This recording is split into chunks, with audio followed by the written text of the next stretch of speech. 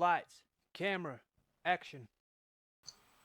Hi, in this video I'm going to explain how to allocate dynamically memory in C language. So I'm going to use the code I've already wrote in the previous videos. The links are in the description.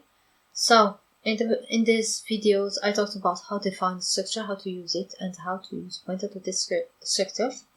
In this video I'm going to explain how to allocate space for our pointer. So first I'm going to add this include to the standard lib.h. Why? Because it defines the function I'm going to use, which is malloc.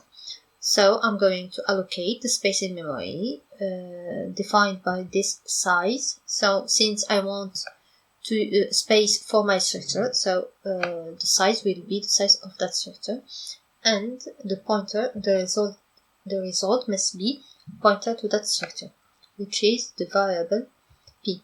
The following code remains the same as in the previous videos. Bye.